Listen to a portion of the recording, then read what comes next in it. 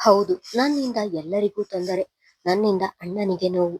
ಎಲ್ಲದಕ್ಕೂ ಒಂದು ಕೊನೆ ಅಂತ ಇರ್ಬೇಕು. ಹಾಗೆ ನನ್ನ ನೋವಿಗೆ ಕೊನೆ ಅಂದ್ರೆ ಅದು ಸಾವು. ಸಾಕು, ನಾನು ಇಷ್ಟು ದಿನ ಅನುಭವಿಸಿದ್ದು, ಇದೆಲ್ಲದಕ್ಕೂ ನಾನೇ ಮುಕ್ತಿ ಕೊಡ್ತೀನಿ ಎಂದು ಕುಳಿತು ಅಳುತ್ತಿದ್ದವಳು ಎದ್ದು ನಿಂತು ತನ್ನ ಕೋಣೆಯಲ್ಲಿ ಏನಾದರೂ ಸಿಗುವುದಾ ಎಂದು ತಡಕಾಡಿದಳು. ಆದರೆ ಅಲ್ಲಿ ಏನೂ ಸಿಗಲಿಲ್ಲ. ತಕ್ಷಣ ಕೋಣೆಯಿಂದ ಹೊರಬಂದು ಅಡಿಗೆ ಮನೆ ಕಡೆ ನಡೆದಳು.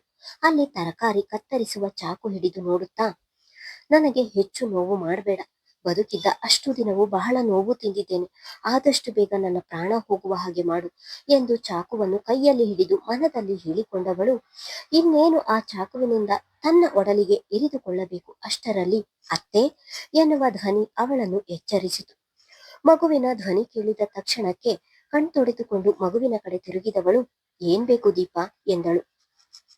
ಅತ್ತೆ, ಹಸಿವಾಗ್ತಿದೆ, ಅಮ್ಮ ಕುಡಿಯಲು ಹಾಲು ಕೊಟ್ಟಿಲ್ಲ ಎಂದಿತು. ಮಗುವಿನ ಮಾತು ಕೇಳಿ ಅವಳ ಒಡಲ ಒಳಗಿದ್ದ ತಾಯ್ತನ ಜಾಗೃತವಾಗಿ ಒಡಲಿನಲ್ಲಿ ಸಂಕಟ ಆವರಿಸಿತು. ಆ ಮಗು ಹುಟ್ಟಿದಾಗಿನಿಂದ ಹೇಮಾಳಿಗಿಂತ ಇವಳೇ ಹೆಚ್ಚು ನೋಡಿಕೊಂಡಿರುವುದು. ಅಯ್ಯೋ, ಹೌದಾ ಪುಟ್ಟ, ಸಾರಿ ಕಣೋ, ನನಗೆ ಗೊತ್ತೇ ಆಗ್ಲಿಲ್ಲ. 2 ಮಿನಿಟ್ಸ್ ಅಷ್ಟೇ, ಕುಳಿತಿರು, ನಾನೇ ಹಾಲು ರೆಡಿ ಮಾಡಿಕೊಂಡು ಬರ್ತೀನಿ ಎಂದವಳು ಕೈ ಚುರುಕುಗೊಳಿಸಿ ಮಗುವಿಗೆ ಹಾಲು ತಯಾರಿಸಿ ಕೊಟ್ಟವಳು ಮಗುವಿನ ಸಮೀಪವೇ ಕುಳಿತಳು. ಸರಿಯಾದ ಸಮಯಕ್ಕೆ ಈ ಮಗು ಬರಲಿಲ್ಲ ಎಂದಿದ್ದರೆ ನನ್ನ ಸ್ಥಿತಿ ಏನಾಗುತ್ತಿತ್ತು ಎಂದು ನೆನೆದವಳ ಎದೆ ನಡುಗಿತು.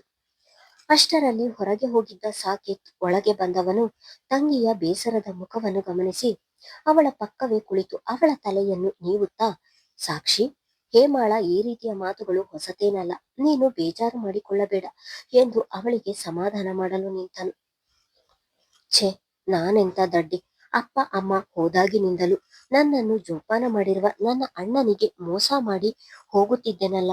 ಇಲ್ಲ, ನಾನೇನಾದ್ರೂ ಆತ್ಮಹತ್ಯೆ ಮಾಡಿಕೊಂಡಿದ್ದರೆ ನನ್ನ ಅಣ್ಣ ನನ್ನನ್ನು ನಿಜವಾಗಿಯೂ ಕ್ಷಮಿಸುತ್ತಿರಲಿಲ್ಲ. ಜೀವಕ್ಕಿಂತ ಹೆಚ್ಚಾಗಿ ಪ್ರೀತಿಸುತ್ತಿರುವವನಿಗೆ ಮೋಸ ಮಾಡುತ್ತಿದ್ದೆ. ನನ್ನ ಮನಸ್ಸಿಗೆ ಏನಾಗಿತ್ತು? ಅಣ್ಣನ ಬಗ್ಗೆ ನಾನ್ಯಾಕೆ ಯೋಚಿಸಲಿಲ್ಲ? ಹಾಗೆ 1 ವರ್ಷದಿಂದ ನನ್ನನ್ನು ಪ್ರೀತಿಸುತ್ತಿರುವ ಅನುರಾಗ್ ಸರ್ ಇಬ್ಬರಿಗೂ ಮೋಸ ಮಾಡುತ್ತಿದ್ದೆ.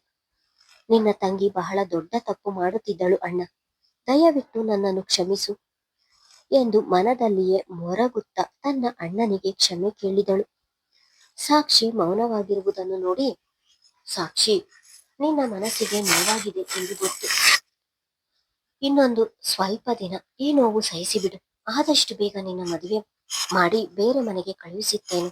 ನನಗೂ ನೀನು ಈ ನರಕದಲ್ಲಿ ಇರುವುದು ಇಷ್ಟ ಇಲ್ಲ ಎನ್ನುತ್ತಿದ್ದ ಹಾಗೆ ಅಣ್ಣನ ಮಾತಿಗೆ ಎಚ್ಚೆತ್ತವಳು ಒಡನೆಯೇ ಅವನ ಕೈ ಹಿಡಿದು, ಇಲ್ಲ ಅಣ್ಣ, ನನ್ನದೇ ತಪ್ಪು, ಅವರು ಕರೆದರು ಅಂತ ನಾನು ಕಾಫಿಗೆ ಹೋಗ್ಬಾರ್ದಿತ್ತು, ಕ್ಷಮಿಸು ಅಣ್ಣ, ಇನ್ನೊಮ್ಮೆ ಮತ್ತೆ ಈ ರೀತಿ ಆಗಲ್ಲ.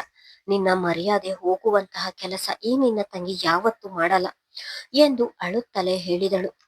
ದೀಪ ಹಾಲು ಕುಡಿಯುವುದನ್ನು ಬಿಟ್ಟು ಪಿಳಿ ಪಿಳಿ ಕಣ್ಣು ಬಿಡುತ್ತಾ ತನ್ನ ಅತ್ತೆ ಅಳುವುದನ್ನೇ ನೋಡುತ್ತಾ ಕುಳಿತಿತ್ತು. ಈ ರೀತಿ ಮಾತಾಡಬೇಡ ಸಾಕ್ಷಿ, ಅವರು ನಿನ್ನನ್ನು ಮದುವೆಯಾಗುವವರು, ಅವರ ಜೊತೆ ಹೋದರೆ ಏನೂ ತಪ್ಪಿಲ್ಲ. ಹಾಗೆ ನನ್ನ ತಂಗಿ ನನ್ನ ಮರ್ಯಾದೆ ಕಳೆಯುವಂತಹ ಕೆಲಸ ಯಾವತ್ತೂ ಮಾಡಲ್ಲ ಎಂದು ನನಗೆ ಚೆನ್ನಾಗಿ ಗೊತ್ತು. ಈ ಹುಡುಗನನ್ನು ಮದುವೆಯಾಗ್ತೀಯ ಎಂದ ನನ್ನ ಒಂದು ಮಾತಿಗೆ ನಿನ್ನ ಇಷ್ಟವೇ ನನ್ನ ಇಷ್ಟ ಎಂದು ಮದುವೆಗೆ ಒಪ್ಪಿಕೊಟ್ಟವಳು ನೀನು. ಯಾರು ಏನೇ ಹೇಳಲಿ, ನೀನು ಏನು ಎಂದು ನನಗೆ ಚೆನ್ನಾಗಿ ಗೊತ್ತು. ಯಾವಾಗ್ಲೂ ನಿನ್ನ ಅಣ್ಣ ನಿನ್ನ ಜೊತೆ ಇರ್ತಾನೆ, ಪ್ಲೀಸ್ ಬೇಜಾರು ಮಾಡ್ಕೋಬೇಡ ಸಾಕ್ಷಿ ಎಂದವನ ಗಂಟಲು ಕಟ್ಟಿತು. ತನ್ನ ಹೆಂಡತಿಯ ಮಾತಿನಿಂದ ತಂಗಿಗೆ ಎಷ್ಟು ನೋವಾಗಿದೆ ಎಂದು ಅವನಿಗೂ ಅರಿವಿದೆ. ಅದಾಗಲೇ ಅವನ ಕಣ್ಣು ಕೂಡ ತುಂಬಿತು. ತನ್ನ ಅಣ್ಣನ ತುಂಬಿದ ಕಣ್ಣುಗಳನ್ನು ನೋಡಿ ಸ್ವಲ್ಪ ಸಮಯದ ಹಿಂದಷ್ಟೇ ಹೇಡಿಯ ಹಾಗೆ ಆತ್ಮಹತ್ಯೆ ಮಾಡಿಕೊಳ್ಳಲು ಹೋದಂತಹ ಸನ್ನಿವೇಶ ಅವಳ ಕಣ್ಣ ಮುಂದೆ ಬಂದು ಅವಳಿಗೆ ನಾಚಿಕೆಯಾಯಿತು. ಸತ್ತು ನಾನೇನು ಸಾಧಿಸುತ್ತಿದ್ದೆ? ಆಡುವವರ ಬಾಯಿಗೆ ಆಹಾರವಾಗುತ್ತಿದ್ದೆ ಅಷ್ಟೇ. ಈಸಬೇಕು, ಇದ್ದು ಜಯಿಸಬೇಕು, ಇನ್ನೆಂದಿಗೂ ನನ್ನ ತಲೆಯಲ್ಲಿ ಆ ರೀತಿಯ ಕೆಟ್ಟ ಯೋಚನೆ ಬರಬಾರದು ಎಂದು ಮನದಲ್ಲಿಯೇ ಹೇಳಿಕೊಂಡವಳು, ಅಣ್ಣ, ಅತ್ತಿಗೆಗೂ ಈ ಮನೆ ಮರ್ಯಾದೆ ಹೋಗುತ್ತೆ ಎನ್ನುವ ಭಯ ಇರುತ್ತದೆ ಅಲ್ವಾ? ಅವರು ಆ ರೀತಿ ಮಾತನಾಡಿದ್ದು ನನ್ನ ಒಳ್ಳೆಯದಕ್ಕೆ ಅಲ್ವಾ? ಅತ್ತಿಗೆ ಆಡಿದ ಮಾತುಗಳಿಂದ ಆ ಕ್ಷಣಕ್ಕೆ ಬೇಸರವಾದರೂ ಕೂಡ ಯೋಚಿಸಿ ನೋಡಿದಾಗ ಅವರು ಹೇಳಿದ್ದು ಒಂದು ರೀತಿ ಸರಿ ಇದೆ ಅನಿಸಿತು. ಈಗ ನನ್ನ ಅಮ್ಮ ಬದುಕಿದ್ದರೆ ಮಗಳ ಒಳ್ಳೆಯದಕ್ಕೆ ಅವಳ ಮೇಲಿನ ಪ್ರೀತಿಯಿಂದ ಕಾಳಜಿಯಿಂದ ಅವಳು ಬೈಯುತ್ತಿರಲಿಲ್ವಾ? ಅತ್ತಿಗೆಯೂ ಹಾಗೆ ನನಗೆ ಮಾತನಾಡಿರುವುದು. ಅತ್ತಿಗೆ ಈಗ ನನಗೆ ತಾಯಿ ಸಮಾನ. ತಾಯಿ ಬೈತಾರೆ ಅಂತ ಮಕ್ಕಳು ಕೋಪ ಮಾಡಿಕೊಂಡು ಬೇಜಾರು ಮಾಡಿಕೊಳ್ಳುತ್ತಾರ ಹೇಳು? ಅತ್ತಿಗೆ ಆ ರೀತಿ ಮಾತನಾಡಿದ್ದರಿಂದ ನನಗೇನು ಬೇಜಾರಿಲ್ಲ. ಹಾಗೆ ನೀನು ಈ ರೀತಿ ಇರ್ಬೇಡ, ನನ್ನಿಂದ ನೋಡಲು ಆಗಲ್ಲ ಅಣ್ಣ ಎಂದವಳು ಅದಾಗಲೇ ತನ್ನ ಅಣ್ಣನಿಗಾಗಿ ಮುಖದ ಭಾವವನ್ನೇ ಬದಲಾಯಿಸಿದಳು. ತನ್ನ ಒಂದು ಕೆಟ್ಟ ನಿರ್ಧಾರದಿಂದ ತನ್ನ ಅಣ್ಣ ಎಷ್ಟು ನೋವು ಪಡುತ್ತಿದ್ದನು ಎನ್ನುವ ಅಂದಾಜು ಈಗಾಗಲೇ ಅವಳಿಗೆ ಸಿಕ್ಕಿದೆ. ನಾವು ನಮ್ಮ ಬಗ್ಗೆ, ನಮ್ಮ ಪರಿಸ್ಥಿತಿ ಬಗ್ಗೆ ಮಾತ್ರ ಯೋಚಿಸುತ್ತೇವೆ. ಆದರೆ ನಮ್ಮ ಸುತ್ತಮುತ್ತ ಇರುವವರು, ನಮ್ಮನ್ನು ಪ್ರೀತಿಸುವವರ ಬಗ್ಗೆ ಎಂದಿಗೂ ಯೋಚಿಸುವುದಿಲ್ಲ. ನನ್ನ ಒಂದು ಕೆಟ್ಟ ನಿರ್ಧಾರದಿಂದ ಎಂತಹ ದೊಡ್ಡ ಅನಾಹುತ ಆಗುತ್ತಿತ್ತು ಎಂದು ಯೋಚಿಸಿದಳು. ಸಾಕ್ಷಿ, ಹೇಮ ನಿನಗೆ ಏನೆಲ್ಲ ನಿಂದನೆ ಮಾಡಿದ್ರು ಕೂಡ ಅದನ್ನೆಲ್ಲ ನಿನ್ನ ಹೊಟ್ಟೆ ಒಳಗೆ ಅಡಗಿಸಿಟ್ಟುಕೊಂಡು ಮೇಲೆ ಏನು ಆಗಿಯೇ ಇಲ್ಲ ಎನ್ನುವಂತೆ ಇರ್ತೀಯಲ್ಲ, ಇದೇ ನಿನ್ನ ದೊಡ್ಡ ಗುಣ. ನನಗೆ ನಿನ್ನ ಹಾಗೆ ಇರಲು ಬರುವುದಿಲ್ಲ ನೋಡು ಎಂದನು ಅದೇ ಬೇಸರದಲ್ಲಿ. ಹಾಗೇನಿಲ್ಲ ಅಣ್ಣ, ನಿನಗೆ ಯಾಕೆ ಹಾಗೆ ಅನ್ನಿಸಿತು ನೋಡು, ನಾನ್ಯಾಕೆ ಬೇಜಾರು ಮಾಡಿಕೊಳ್ಳಲಿ, ನಾನು ಖುಷಿಯಾಗಿಯೇ ಇದ್ದೀನಿ ಎಂದು ಬಲವಂತದಿಂದ ತುಟಿ ಅರಳಿಸಿದಳು. ತಂಗಿಯ ಗುಣ ಗೊತ್ತಿದ್ದರಿಂದ ಹೆಚ್ಚು ಮಾತನಾಡದೆ ಅಲ್ಲಿಂದ ಎದ್ದು ಹೊರಹೋದನು. ತನ್ನ ಅಣ್ಣ ಅತ್ತ ಹೋಗುತ್ತಿದ್ದ ಹಾಗೆ ಇತ್ತ ಅವಳ ಕಣ್ಣಿನಿಂದ ಹನಿಗಳು ಉದುರಿದವು. ದೀಪ ಅವಳನ್ನೇ ನೋಡುತ್ತಿರುವುದರಿಂದ ತಕ್ಷಣಕ್ಕೆ ಕಣ್ಣೀರು ಒರೆಸಿಕೊಂಡಳು. ಅಮ್ಮ, ಏನು ಹೇಳ್ತಿದ್ದೀಯ ನೀನು? ನೀನು ಹೇಳುತ್ತಿರುವುದು ನಿಜಾನಾ? ನೀನು ಹೇಳುವುದನ್ನು ನನ್ನಿಂದ ನಂಬಲು ಆಗ್ತಿಲ್ಲ.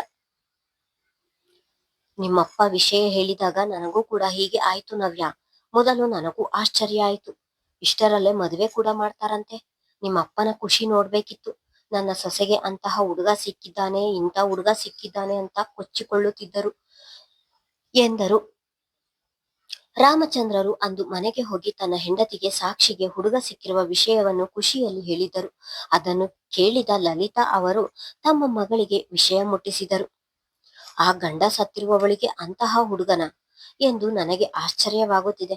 ಇನ್ನು ಅಪ್ಪ ಕೊಚ್ಚಿಕೊಳ್ಳುವುದರಲ್ಲಿ ಆಶ್ಚರ್ಯ ಇಲ್ಲ ಬಿಡು. ನಮ್ಮಪ್ಪನಿಗೆ ಸೊಸೆ ಅಂದ್ರೆ ಬಹಳ ಪ್ರೀತಿ ಅಲ್ವಾ, ಅದಕ್ಕೆ ಈಗ ಅವಳಿಗೆ ಒಳ್ಳೆಯ ಹುಡುಗ ಸಿಕ್ಕಿದ್ದಾನೆ ಎಂದು ಆ ರೀತಿ ಖುಷಿ ಪಡುತ್ತಿದ್ದಾರೆ ಎಂದಳು ನವ್ಯ. ಅಲ್ವೇ ನವ್ಯ, ನಿಮ್ಮಪ್ಪ ಹೇಳೋದು ಕೇಳಿದ್ರೆ ಆ ಹುಡುಗ ಒಳ್ಳೆಯವನಂತೆ.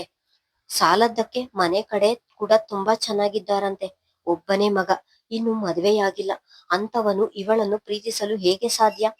ತಮ್ಮ ಮನದಲ್ಲಿದ್ದ ಅನುಮಾನವನ್ನು ಮಗಳ ಮುಂದೆ ಹಿಡಿದರು ಲಲಿತಾ. ಅಮ್ಮ, ಅದಕ್ಕೆ ನಿನ್ನನ್ನು ಪೆದ್ದಿ ಅನ್ನೋದು. ಇಂತಹ ವಿಷಯಗಳಲ್ಲೆಲ್ಲ ನಿನಗೆ ಗೊತ್ತಾಗುವುದಿಲ್ಲ. ಅಪ್ಪ ಹೇಳಿದ್ದನ್ನು ನೀನು ಕೂಡ ನಂಬಿದ್ದೀಯ.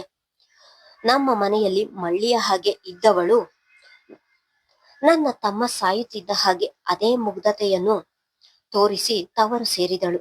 ಆಮೇಲೆ ಕೆಲಸಕ್ಕೆ ಹೋದ್ಲು. ಕೆಲಸಕ್ಕೆ ಹೋಗುವ ಜಾಗದಲ್ಲಿ ಮ್ಯಾನೇಜರನ್ನೇ ಬಲೆ ಬೀಸಿ ತನ್ನೆಡೆಗೆ ಎಳೆದುಕೊಂಡಿದ್ದಾಳೆ ನೋಡು. ನಮ್ಮಪ್ಪ ಅವಳನ್ನು ಯಾವಾಗಲೂ ಮುಗ್ಧೆ ಎಂದು ಹೇಳುತ್ತಿದ್ದರು. ಅಲ್ಲಿ ಕೆಲಸಕ್ಕೆ ಸೇರಿದ ವರ್ಷದಲ್ಲಿ ಎಂತಹ ಜಾಗಕ್ಕೆ ಕೈ ಹಾಕಿದ್ದಾಳೆ ನೋಡು. ಮಳ್ಳಿ ಮಳ್ಳಿ ಮಂಚಕ್ಕೆ ಎಷ್ಟು ಕಾಲು ಅಂದ್ರೆ 3 ಮತ್ತೊಂದು ಎಂದಳಂತೆ. ವಿಪರ್ಯಾಸ ಅಂದ್ರೆ ಅಪ್ಪನಿಗೆ ಈಗ್ಲೂ ಕೂಡ ಅವಳು ಬುದ್ಧಿ ತಿಳಿಯುತ್ತಿಲ್ಲ. ಈಗಲೂ ಸೊಸೆಗೆ ಒಳ್ಳೆಯ ಕಡೆ ಸಂಬಂಧ ಸಿಕ್ಕಿತು ಎಂದು ಅವಳನ್ನು ಹೊತ್ತು ಮೆರೆಸುತ್ತಿದ್ದಾರೆ. ಅಪ್ಪನ ಆಸೆಯಂತೆ ಅವಳಿಗೆ ಒಳ್ಳೆಯ ಕಡೆ ಸಂಬಂಧ ಸಿಕ್ಕಿದೆ. ಈಗ್ಲಾದ್ರೂ ಆಸ್ತಿಯನ್ನು ನನ್ನ ಹೆಸರಿಗೆ ಬರೆದು ಕೊಡಲು ಹೇಳು. ಯಾವ ವಿಷಯ ಮಾತನಾಡಿದರೂ ಕೂಡ ನವ್ಯ ಆಸ್ತಿಯ ವಿಷಯಕ್ಕೆ ಬರುತ್ತಿದ್ದಳು. ಲಲಿತಾ ಅವರು ಇತ್ತೀಚೆಗೆ ಮಗಳ ಜೊತೆ ಮಾತನಾಡುವುದನ್ನೇ ಕಡಿಮೆ ಮಾಡಿದ್ದರು. ಸಾಕ್ಷಿಯ ವಿಷಯ ಕೇಳಿದಾಗಿನಿಂದ ಮನಸ್ಸು ತಡೆಯದೆ ಮಗಳಿಗೆ ಕರೆ ಮಾಡಿ ಎಲ್ಲವನ್ನು ಹೇಳಿದರೆ ಈಗಲೂ ಕೂಡ ಮಗಳು ಆಸ್ತಿಯ ಬಗ್ಗೆ ಮಾತನಾಡುತ್ತಿದ್ದಾಳೆ. ಅಂದು ರಾಮಚಂದ್ರರು ಆಸ್ತಿಯ ವಿಷಯದ ಬಗ್ಗೆ ಇನ್ನೊಮ್ಮೆ ನನ್ನ ಬಳಿ ಮಾತನಾಡಬೇಡ ಎಂದು ಎಚ್ಚರಿಕೆ ಕೊಟ್ಟಿದ್ದನ್ನು ನೆನೆದವರು, ನವ್ಯ ನೋಡು, ನಿಮ್ಮಪ್ಪನ ಜೊತೆ ಆಸ್ತಿಯ ವಿಷಯವಾಗಿ ನಾನೇನು ಮಾತನಾಡುವುದಿಲ್ಲ. ನಿನಗೆ ಆಸ್ತಿ ಈಗ್ಲೇ ಬೇಕು ಅಂದ್ರೆ ನೀನುಂಟು, ನಿಮ್ಮಪ್ಪ ಉಂಟು, ನಾನಂತೂ ಮಧ್ಯ ಬರುವುದಿಲ್ಲ. ನೀನು ಅವರ ಬಳಿಯೇ ಮಾತನಾಡಿ ಆಸ್ತಿ ಕೇಳು ಎಂದು ಖಡಾಖಂಡಿತವಾಗಿ ನಿರಾಕರಿಸಿ ಬಿಟ್ಟರು. ಲಲಿತಾ ಗಂಡನ ಬಳಿ ಮತ್ತೊಮ್ಮೆ ಆಸ್ತಿಯ ವಿಚಾರ ಮಾತನಾಡಿದರೆ ತನಗೆ ಬೈಗುಳ ತಪ್ಪಿದ್ದಲ್ಲ ಎನ್ನುವ ಅರಿವು ಅವರಿಗೂ ಕೂಡ ಇದೆ. ತಾಯಿಯ ಮಾತು ಕೇಳಿ ಅವಳಿಗೆ ಕೋಪ ಹೆಚ್ಚಿತು. ಸರಿ ಬಿಡು, ಅಪ್ಪನಿಗಂತೂ ಮಗಳು ಬೇಡ, ಈಗ ನಿನಗೂ ಕೂಡ ನಾನು ಬೇಡವಾಗಿದ್ದೀನಿ ಎಂದು ಕೋಪದಲ್ಲಿ ಹೇಳಿ ಕರೆ ತುಂಡರಿಸಿದಳು. ಮಗಳ ಮಾತಿಗೆ ಅವರಿಗೆ ಬೇಸರವಾದರೂ ಕೂಡ ಅವರು ಏನು ಮಾಡುವ ಪರಿಸ್ಥಿತಿಯಲ್ಲಿ ಇರಲಿಲ್ಲ. ಅಪ್ಪ, ಇವತ್ತು ಸಾಕ್ಷಿ ಅವರನ್ನು ಕಾಫಿಗೆ ಕರೆದುಕೊಂಡು ಹೋಗಿದ್ದೆ. ಅಷ್ಟೇ ಅಲ್ಲ, ನಾನೇ ಅವರನ್ನು ಅವರ ಮನೆಯ ಬಳಿ ಡ್ರಾಪ್ ಮಾಡಿ ಬಂದೆ ಎಂದು ಖುಷಿಯಲ್ಲಿಯೇ ತನ್ನ ತಂದೆಯ ಬಳಿ, ವಿದ್ಯಾರ್ಥಿಗಳು ಶಿಕ್ಷಕರ ಬಳಿ ಪಾಠ ಒಪ್ಪಿಸುವಂತೆ ವರದಿ ಒಪ್ಪಿಸುತ್ತಿದ್ದನು ಅನುರಾಗ್. ಓ, ಅದಕ್ಕೆ ನನ್ನ ಮಗ ಇವತ್ತು ಇಷ್ಟೊಂದು ಖುಷಿಯಾಗಿದ್ದಾನೆ ಎಂದರು ಅದೇ ನಗುವಿನಲ್ಲಿ ಗುರುರಾಜ್ ಅವರು. ತಂದೆಯ ಮಾತಿಗೆ ನಾಚಿಕೆ ಆವರಿಸಿತು ಅವನಿಗೆ. ನಾಚಿಕೊಂಡ ಮಗನನ್ನು ನೋಡಿದವರು, ಹೀಗೆ ನಾಚಿಕೊಳ್ಳಬೇಡುವೋ, ಆಮೇಲೆ ನನ್ನ ಮಗ ಹೆಣ್ಣೋ ಗಂಡೋ ಎಂದು ನನಗೆ ಅನುಮಾನ ಮೂಡುತ್ತದೆ ಎಂದು ಛೇಡಿಸುತ್ತಿದ್ದ ಹಾಗೆ ಅಪ್ಪ ಎಂದು ಹುಸಿ ಮುನಿಸು ತೋರಿದನು.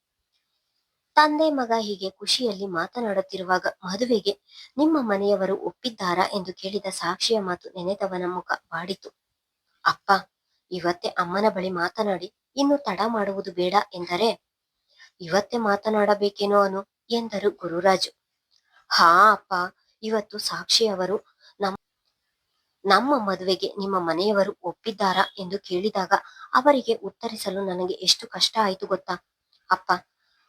ಅಪ್ಪ ಒಪ್ಪಿದ್ದಾರೆ, ಅಮ್ಮ ಒಪ್ಪುತ್ತಾರೆ ಎಂದು ಹೇಳಿ ಬಂದಿದ್ದೇನೆ.